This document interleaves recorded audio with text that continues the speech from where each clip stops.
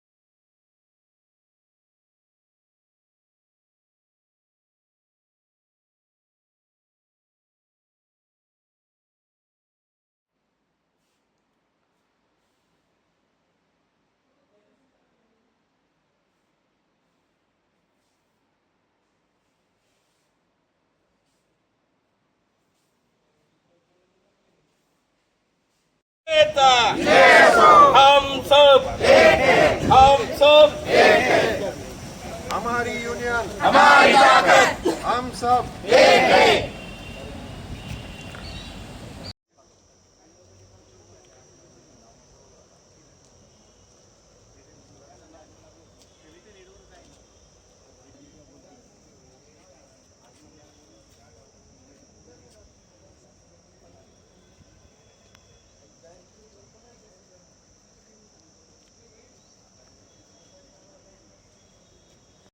Madam काय विषय होता आज आपण स्ट्राईकवर आहात?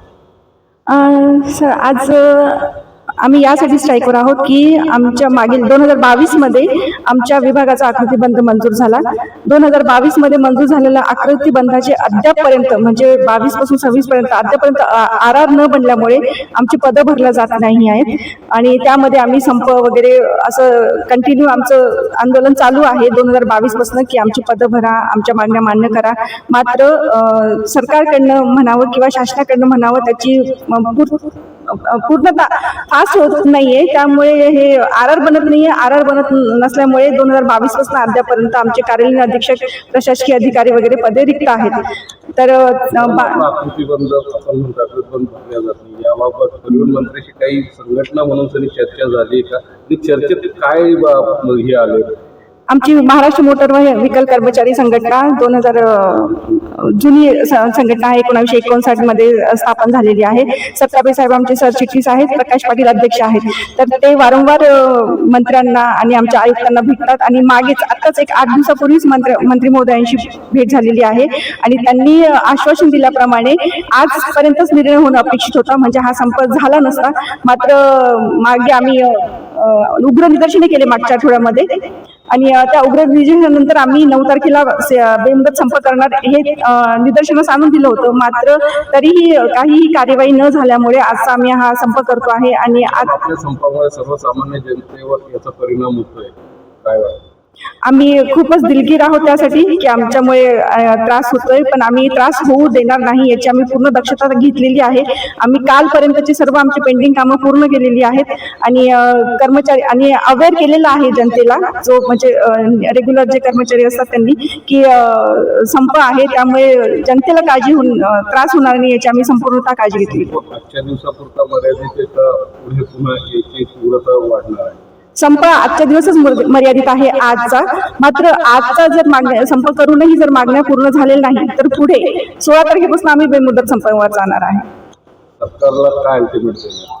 अल्टिमेटम देण्याचा प्रश्न नाही. आमची विनंती आहे सरकारला की 2016 पासून आमच्याकडे पदं असताना, सर्व गोष्टी असताना, आमचे पात्र कर्मचारी असताना जर आम्हाला पदं मिळत नाही आहेत आणि म्हणजे ताटात आहे खायला मात्र खायला भेटत नाही अशी अवस्था झालेली आहे.